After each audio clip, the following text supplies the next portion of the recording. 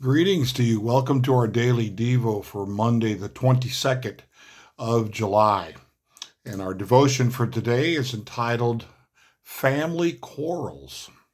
And it's found in the Charles Dickens work, The Old Curiosity Shop.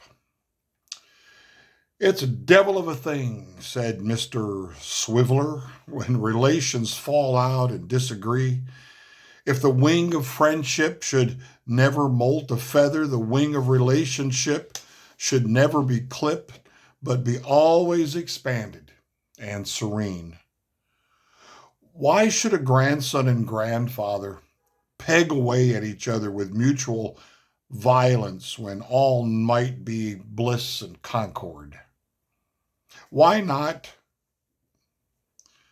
Gine? I should have looked this up, I guess. Why not join hands and forget it? The jolly old grandfather says to the wild young grandson, I have brought you up and educated you. I have put you in the way of getting on in life. You have bolted a little out of course, as young fellows often do. And you shall never have another chance, nor the ghost of half a one.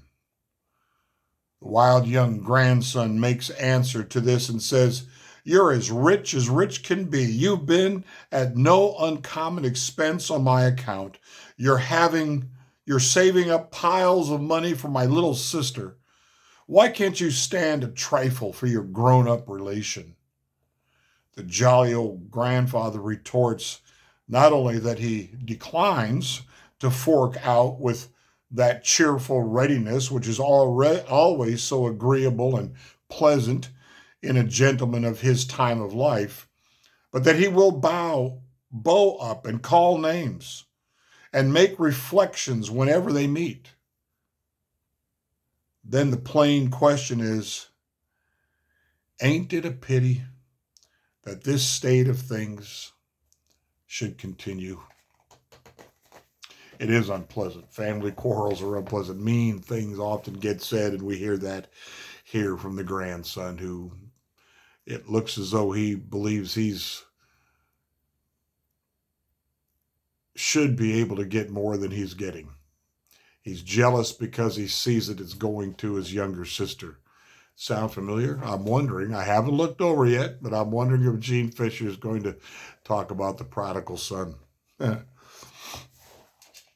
Family quarrels often occur over jealousy, as in this scene from Dickens's The Old Curiosity Shop. In fact, similar situations occur in stories from the Bible. Take Jacob and Esau, for instance, in Genesis 25. These twin brothers fought over their inheritance and hated each other for many years.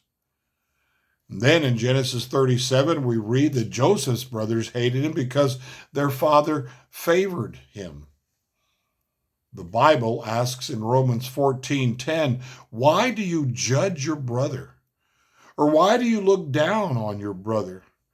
For we will all stand before God's judgment seat. Jesus' disciple John tells us in 1 John 4:20 that family quarrels separate us from God. If anyone says, I love God, yet hates his brother, he is a liar. For anyone who does not love his brother whom he has seen cannot love God whom he has not seen. Mr. Swiveller, again, the names get me. Mr. Swiveller, the law clerk in Dickens's The Old Curiosity Shop, has a clear perception about the danger of family quarrels. His words remind us to work toward a peaceful resolution. Has a family quarrel come between you and someone you love? Then take it to God in prayer and ask him to show you a way to resolve it. God can take, quote, a devil, unquote. God can take a devil of a situation and change it into something good. If we'd have bet on the prodigal son thing, I guess I'd be the loser right now. Proverbs 17:14, starting a quarrel is like breaching a dam. So drop the matter before a dispute breaks out. I don't know the reference to the passage off the top of my head. I just remember the words of, as far as in you is able. As far as you're concerned, and with the ability you have to make this so, be at peace with others.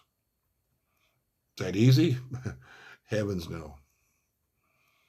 Does the other side want to be at peace? Well, sometimes no. Maybe many times no.